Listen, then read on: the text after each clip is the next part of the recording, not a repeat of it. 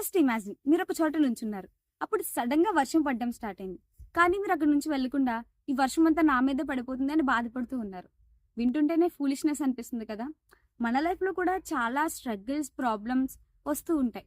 వాటిని అవన్నీ నాకే వచ్చేస్తున్నాయని బాధపడుతుంటే దానికి సొల్యూషన్ అనేది లభించదు.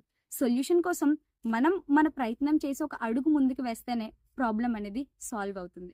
వేదిక్ లిటరేచర్ ఏం చెప్తుందనంటే perform your obligatory duty for action is better than inaction అని చెప్పి. అంటే ఏమీ చేయకుండా బాధపడుతూ ఉండిపోవడం కన్నా సొల్యూషన్ వెతకడం అనేది చాలా బెటర్ అని చెప్పేసి. ఇంకా చాలా మంది దేవుడిని కూడా అడుగుతూ ఉంటారు. ఏమనంటే, దేవుడు ఎందుకు ఈ ప్రాబ్లమ్స్, ఈ కష్టాలు ఇవన్నీ నాకే ఇచ్చావు, ఈ లోకంలో ఇంతమంది ఉన్నారు కదా, అయినా సరే నాకే రావాలా అని చెప్పేసి.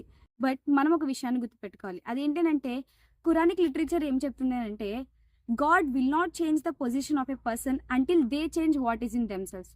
అంటే ఒక మనిషి తన ప్రాబ్లమ్ని సాల్వ్ చేసుకోవాలి అని తను అనుకున్నంత వరకు ఆ దేవుడి సహాయం కూడా అతనికి లభించదు. సో ఒక అడుగు మనం ముందుకు వేస్తే మిగిలిన అడుగులన్నీ కూడా ఆ దేవుడు మన చేత వేపిస్తాడు. అండ్ ఆయన మీద ట్రస్ట్ అనేది కూడా చాలా ఇంపార్టెంట్. బిబ్లికల్ లిటరేచర్ కూడా ఇదే చెప్తుంది. Trust Lord with all your heart and then he will make your paths straight అని చెప్పేసి. అంటే ఆ దేవుడి మీద నమ్మకం ఉంటే మన ప్రాబ్లమ్స్ అన్నీ కూడా సాల్వ్ అవుతాయి. బట్ మొదట దాన్ని సాల్వ్ చేయాలి అని అనుకోవాల్సింది మాత్రం మనమే. మొదటి ప్రయత్నం మనమే చేయాలి. ఈ లోకంలో ప్రాబ్లమ్స్, కష్టాలు లేని వాళ్ళంటూ ఎవరు కూడా ఉండరు.